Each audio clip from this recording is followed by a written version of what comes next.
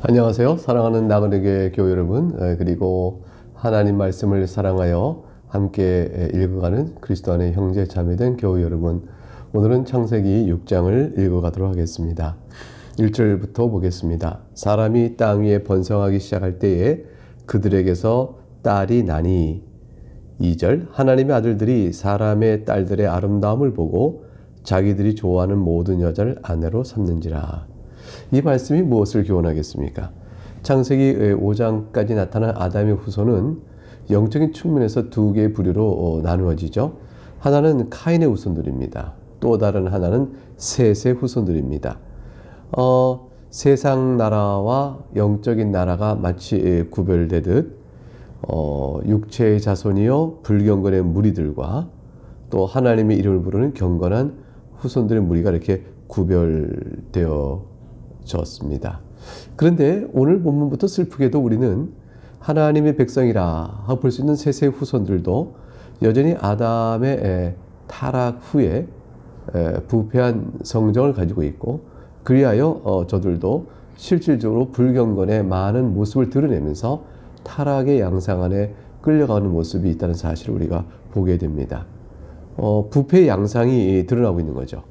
오늘 읽었던 본문의 6장 1절과 2절 말씀을 보게 되면 하나님의 아들과 사람의 딸 이렇게 나오죠. 그 둘 사이에 혼인이 있었다라고 말합니다. 이것이 가리키는 암시가 바로 그 사실을 말해줍니다. 하나님의 아들이란 것은 타락한 천사를 말하는 것이 아닙니다. 천사는 사람과 관계하지 못하죠. 예수님이 부활 때 장가도 가지 않고 시집도 가지 아니하고 하늘에 있는 천사들 같다 이렇게 말씀하셨습니다. 그럼 본문에서 말하는 하나님의 아들들은 무엇일까요? 그것은 셋의 경건한 후손을 가리키죠. 근데 셋의 경건한 후손들, 곧 하나님의 아들들이 사람의 딸들의 아름다움을 보고 자기들이 좋아하는 모든 여자를 아내 삼았다라는 것은 정욕에 의하여 결국은 저들이 혼인을 해나가는 이유를 삼았다 이렇게 되어집니다. 그러니까 미색에 빠져서 경건이 없는 경건 생활에 멀어지는 그러한 삶을 그냥 살아버린 채로 저들이 부패한 모습을 보였다라는 것이죠. 결국 경건한 셋의 후손들 사이에도 육체의 정욕에 따른 타락한 모습들이 팽만했다라는 사실을 보여주는 겁니다. 3절에 여호와께서 이르시되 나의 영이 영원히 사람과 함께 하지 아니하리니 이는 그들이 육신이 됨이라. 그러나 그들의 날은 120년이 되리라 하시니라. 이 3절은 인간의 이 죄악과 부패가 더 이상 어떻게 인간 스스로 나아질 수 있는 그런 상태가 아닌 것을 보여줍니다. 하나님께서 나의 영이 영원히 사람과 함께 하지 않겠다 이렇게 선언하신 것은 인간과 더불어서 저들을 어떻게 설득하고 저들과 논쟁하며 그것이 옳겠느냐 이런 식의 일을 하지 않으신다는 거예요. 하나님께서 저들에게서 마지막 하나님이 저들과 함께 하기보다는 포기했다라는 뜻과 같은 것이죠. 마치 하나님께서 인간적인 표현에 따르면 이제 난 지쳤다 이런 뜻과 같은 겁니다. 저들의 경건한 후손들이 할지라도 저들의 타락을 막기 위해서 하나님께서 교훈과 말씀을 주셔도 저들 회개케 하려고 하셨어도 그러나 저들은 육체가 됨이라. 즉 여기서 이제 본문에 육체가 됨이라는 육신이 됨이라는 것은 경건의 능력을 이제 상실해 버렸기 때문이다라는 것이죠. 그러므로 하나님께서 저들을 더 이상 참아내지 않으시고 포기해 버린 것이 됩니다. 함께하지 않겠다 이렇게 말씀하신 것이죠. 그리고 이제 그들의 날이 이제 120년이 되리라는 것은 하나님께서 120년 동안은 심판을 미루시고 회개 기회를 주시겠다는 뜻이 되어져요. 그러니까 하나님의 긍휼의 뜻이 여기 담겨져 있죠. 그럼에도 불구하고 저들 부패에 대한 심판의 뜻도 단호합니다. 하나님께서 심판하시겠다 하시지만 120년의 세월을 미루두시는 그러한 걸 통해서 저들에게 회개 기회를 주시는 하나님의 오래 참으심이 보여지고 있습니다. 자, 그럼 이런 상황 속에서 어떻게 인류는 셋의 후손과 카인의 후손이 분별 없이 어떻게 얽혀져 갈까요? 결국은 그 가운데 하나님의 은혜를 입은 자들은 나중에 뒤에 보지만 노아와 노아의 가족들처럼 경건하게 살아간 자들이 극히 적은 수지만 있겠지만 대부분의 사람들은 인류 보편적으로 타락해버린 양상을 드러냅니다. 이게 4절에 보니까 그 양상의 한 예로 이렇게 나와 있어요. 당시에 땅에는 네피림이 있었고 그 후에도 하나님의 아들들이 사람의 딸들에게로 들어와 자식을 낳았으니 그들은 용사라 고대의 명성 있는 사람들이었더라. 네피림이라는 것을 흔히 거인으로 번역하죠. 왜냐하면 모세가 가나안 땅에 정탐꾼을 보냈을 때 갈렙과 여호와서를 제외한 정탐꾼들은 다 네피림 후손, 즉 안악자손의 거인을 보았소, 이렇게 얘기하거든요. 그러니까 그때에 있을 뒤에 있는 상황을 생각하게 되면 이때 네피림이 그 안악자손의 후손으로 연결되어져서 거인일 것이라 이렇게 보는 측면이 해석이 가능합니다. 그것은 이제 충분한 해석입니다. 근데 그것과 동시에 이들의 성정이 매우 잔혹했다, 약탈적이다.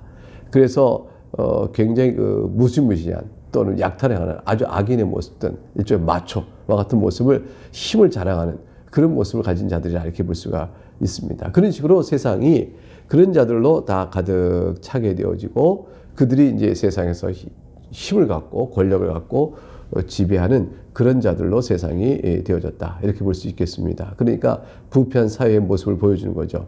5절에 이런 모습을 하나님 보실 때는 어떨까요? 사람의 죄악이 세상의 가득함과 그의 마음으로 생각하는 모든 계획이 항상 악할 뿐임을 보시고, 이게 하나님 보시는 세상이었습니다. 인간의 타락상은 마음의 생각의 모든 계획이 항상 악했다. 그러니까 모든이라는 말이 붙여서 전 영역이죠. 가족관계, 교육의 장소, 종교적 교훈의 자리, 그 어떤 영역이든 다 전 영역이 다 악했다라고 볼 수 있고요. 항상이라고 했으니 시간이 흘러갈수록 더욱더 악화 윌로에 있었을 뿐을 뜻합니다. 결국 부패는 점점 모든 영역으로 확장돼 가고 시간이 흘러갈수록 좀 더 심해진 역사를 걸고 왔습니다. 오늘 우리가 사는 역사를 볼 때도 그러합니다. 오늘 우리 세상을 보면서 세상 스스로 이런 악한 상황을 돌이켜 바르게 할 만한 개선적 여지와 소망을 우리가 볼 수 있을까요? 한때 지도자를 바로 세우면 그러지 않을까 싶지만 그 지도자의 부패도 우리가 보게 되어집니다. 인간에게는 소망이 없는 것입니다.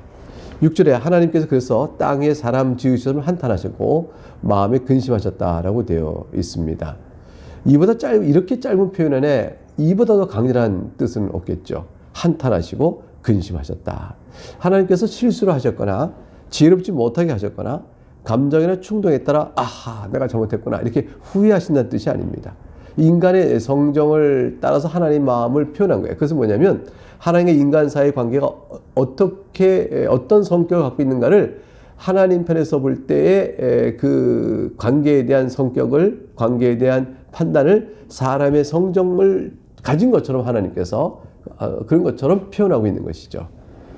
그래서 하나님 보실 때 인간의 마음을 따라 비춰 하나님 보실 때 우리의 상황이 어떤가를 표현한다면, 우리 인간의 죄악이 어떤가를 표현한다면 하나님께서 한탄하시고 마음에 근심하시면 노하시는 것 같다, 이렇게 표현되겠습니다.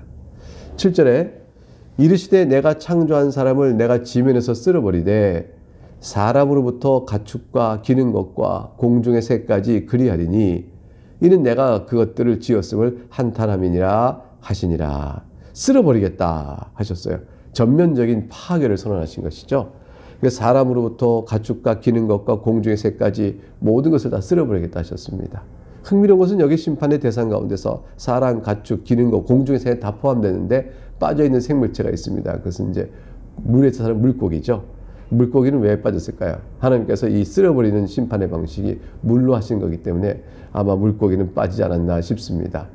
그러나 사실 노아의 홍수 때에 일어나는 여러 물의 쓸림과 그런 것들은 물속에 사는 것이라도 물이 막 쏠리면 물고기가 제어를 못하죠. 물에서 자유롭게 못 놉니다. 그럼 물에 쓸려서 수많은 물고기들도, 바다의 생명체도 압사당하는 일이 벌어지게 되죠. 그것이 우리가 보는 많은 물고기의 화석일 수가 있습니다. 그러니까 하나님께서 여기 종류별로 말하는 건데 물고기는 아니다, 이렇게 보기는 어렵죠. 그러나 이제 물속에 있는 물고기는 전면적인 심판, 모든 것들을 심판하고 방주 안에 있는 것만 살았다라고 하는 것에 비춰볼 때는 물고기는 이제 그런 과정 속에 일부라도 살아남았을 것이라 이렇게 볼 수가 있겠습니다. 8절에 그러나 노아는 여호와께 은혜를 입었더라 되어 있습니다. 자, 어떻게 이런 하나님의 심판에 살아날까? 살아날 수 있는 가능성은 오직 하나님의 은혜를 받는 데 있습니다. 그래서 노아도 사실은 전적 부패요 타락한 자들의 양상에서 자유롭지 않겠지만 하나님께서는 선택한 노아에게 또 노아의 후손들은 살려두셨습니다. 그들을 새롭게 하시고 그 후에 모든 인류의 조상이 되도록 이끌어 가십니다. 그래서 9절에 보니까 노아의 족보가 나오죠. 이것이 노아의 족보니라. 노아를 9절에 이렇게 설명합니다. 의인이요 당대의 완전한 자라. 그는 하나님과 동행하였으며 이렇게 말씀합니다. 어떻게 완전한 자일 수 있을까요? 노아도 부패한 아담의 후손인데 경건한 자라는 뜻이죠. 노아는 경건하여 하나님의 말씀을 귀 기울여 듣고 삶과 세상으로부터 자신을 구별하여 사는 자였다. 이렇게 볼 수 있습니다. 노아에게는 아들이 셋이 있었습니다. 10절에 셈, 함, 야벳입니다. 11절 말씀 보니까 다시 요약해서 말씀하세요. 앞에 했던 말씀을. 그때 온 땅이 하나님 앞에 부패하여 포악함이 땅에 가득한지라.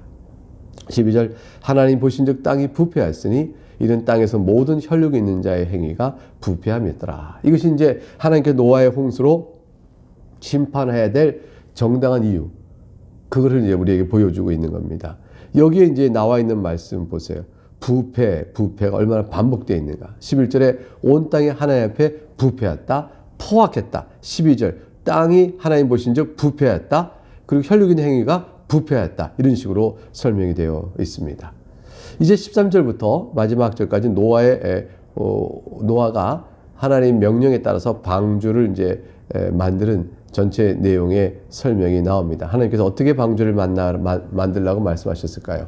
13절 하나님이 노아에게 이르시되 모든 혈육 있는 자의 포악함이 땅에 가득함으로 그 끝날이 내 앞에 이르렀으니 심판의 선언이죠. 내가 그들을 땅과 함께 멸하리라 하셨어요. 14절 그러니 노아를 살리기 위해서 방주 만드는 명령을 이렇게 내리십니다. 너는 고페르 나무로 너를 위하여 방주를 만들되 그 안에 칸들을 막고 역청을 그 안팎에 칠하라. 네가 만들 방주는 이러하니 그 길이는 300규빗, 너비는 50규빗, 높이는 30규빗이라. 거기에 창을 내되 위에서부터 한 규빗에 내고 그 문은 옆으로 내고 상중하 3층으로 할지니라. 내가 홍수를 땅에 일으켜 무릇 생명의 기운이 있는 모든 육체를 천하에서 멸절하느니 땅에 있는 것들이 다 죽으리라. 18절 그러나 너와는 내가 내 언약을 세우리니 너는 네 아들과 네 아내와 네 며느리들과 그 방주로 들어가고 혈육 있는 모든 생물을 너는 각기 암수 한 쌍씩 방주로 이끌어들여 너와 함께 생명을 보존하게 하되 새가 그 종류대로 가축이 그 종류대로 땅에 기는 모든 것이 그 종류대로 각기 둘씩 내기로 나오리니 그 생명을 보존하게 하라. 너는 먹을 모든 양식을 네 개로 가져다가 저축하라. 이것이 너와 그들의 먹을 것이 되리라. 22절 노아가 그와 같이 하여 하나님이 자기에게 명하신 대로 다 준행하였더라. 하나님께서 이와 같이 명령을 내리셔서 노아가 살 수 있는 길을 예비케 하십니다. 노아는 이 명령을 얼만큼 이해했을까요? 우리가 어떻게 얼만큼 이해했는지 우리는 잘 모릅니다. 일단 노아는 이런 명령을 받고 첫째 히브리서 11장에 나온 바에 따르면 하나님의 경고를 진실로 받았습니다. 하나님 그럴 리가 없는데요. 그럴 것 같지 않은데요. 이렇게 말하지 않고 어떤 일이 벌어질지 나는 실로 모르지만 하나님의 심판은 무섭고 준엄하니 거룩하신 하나님 앞에서 이 악한 세상이 심판을 받을 것이라. 다 죽게 될 것이다. 어떻게 될지 모르지만 하나님의 경고, 심판의 경고를 참되게 받았고 거룩함과 두려움으로 받았습니다. 그래서 하나님 명령하신 지금 말씀하신 내용대로 노아는 순종을 하죠. 그래서 실제로 방주를 만들어가는 과정이 이제 나오게 됩니다. 사람들은 조롱했겠죠. 뭐 하는 건가? 에이 뭐 하는 거야? 아하하 자 조롱했을 것입니다. 근데 방주 만드는 것이 일주일이 아니었고 한 달이 아니었고 몇 달이 아니었고 1년이 아니고 더 많은 세월 수년에 걸쳐서 방주를 만들어가니 사람들은 궁금하기도 하고 조롱하기도 하고 나중에는 야 이거 무시해버리고 저 미친 노이냐 이런 식으로 얘기하고 지나갔을 것입니다. 그러나 때가 되어짐에 하나님의 심판이 그렇게 무섭게 내렸습니다. 그러니까 그 노아의 방주는 노아의 가족과 더불어 이 악한 세상 속에 하나님 뜻을 보여주는 일종의 나시린과 같았죠. 오늘 세상에 주님께서 너희는 세상의 빛이라 그리고 이렇게 말씀하셨을 때 그 말씀은 바로 하나님의 또 존재와 하나님의 뜻과 하나님의 심판을 세상에 알리는 나시린 같은 존재, 노아의 시대의 어두운 세상에 방주를 만들어 하나님의 심판을 알려줬던 그러한 것과 같은 역할을 오늘날 교회가 하는 것이 아니겠는가 생각합니다. 교회에 속한 백성이 되므로 우리가 안전하게 생명을 걷는다는 것뿐만 아니라 세상을 향하여는 하나님의 거룩한 뜻과 심판을 알리는 그러한 방주의 역할, 노아의 역할이 교회에 있다 생각하겠습니다. 우리가 이런 생각을 하면서 이 악한 세상 속에서 우리도 아담의 후손으로 죄 아래에 있는데 우리에게 이렇게 생명을 주시고 노아가 은혜를 입었더라 하는 것처럼 우리도 은혜를 입었더라 하여 주 앞에 나와 말씀을 사랑하고 또 기도하고 찬송하며 주의 뜻 가운데 살고자 하는 아름다운 주의 백성 삼으신 것을 얼마나 감사한지요. 우리가 방주인 교회 안에 있음을 기뻐하면서 오늘 하루도 주 안에서 승리하는 여러분 될 수 있기를 주의 이름으로 축복합니다. 감사합니다. 샬롬.